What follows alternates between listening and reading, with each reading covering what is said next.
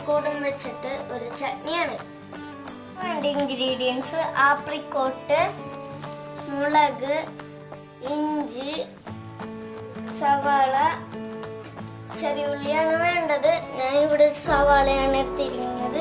തേങ്ങ, ഇത് കൂടാതെ കടുക്, വെളിച്ചെണ്ണ, ഉപ്പ്, വറ്റൽമുളക്. അത് നമുക്ക് ഈ ഇൻഗ്രീഡിയൻസ് അടിച്ചെടുക്കാം.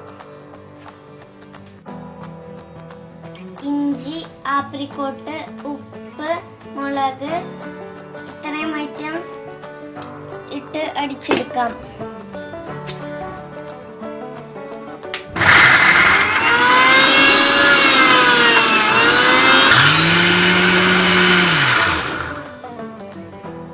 ഇതിപ്പോ നന്നായി അടിഞ്ഞു കിട്ടിയിട്ടുണ്ട്.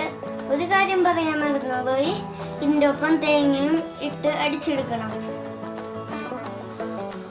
ഒരു പാൻ ഞാൻ ചൂടാൻ വെച്ചിട്ടുണ്ട്. അതിലേക്ക് നമുക്ക് വെളിച്ചെണ്ണ ഒഴിച്ചിട്ട് കടുക് പൊട്ടിക്കാം. ഇപ്പൊ വെളിച്ചെണ്ണ ചൂടായിട്ടുണ്ട്. അതിലേക്ക് നമുക്ക് കടുക് ഇട്ട് കൊടുക്കാം. അപ്പൊ കടുക് പൊട്ടിക്കഴിഞ്ഞിട്ടുണ്ട്. ഇതിലേക്ക് നമുക്ക് വറ്റൽമുളക് ഇട്ട് കൊടുക്കാം.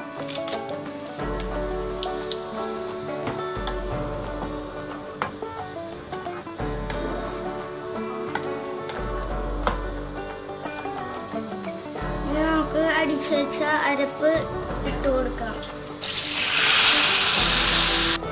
ഇനി നമുക്ക് നന്നായിട്ട് ഇളക്കി കൊടുക്കാം.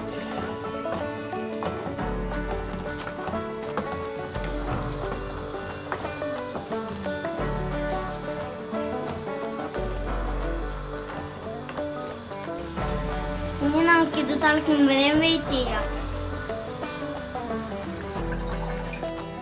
അപ്പൊ നമ്മുടെ ചട്നി റെഡി ആയിട്ടുണ്ട്. ഇത് നമുക്ക് വേറെ പാനിലേക്ക് മാറ്റാം. അപ്പൊ നമ്മുടെ ആപ്രിക്കോട്ട് ചട്നി റെഡി ആയിട്ടുണ്ട്. ഞാൻ ഇത് ഗോതമ്പ് ദോശ കൂട്ടിയാണ് കഴിക്കാൻ പോകുന്നത്.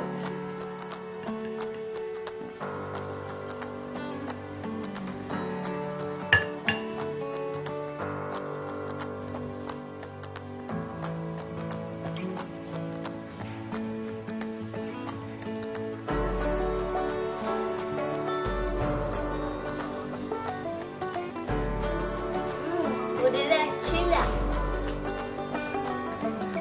അപ്പൊ എങ്ങനെ ചാനൽ സബ്സ്ക്രൈബ് ചെയ്തൂടെ?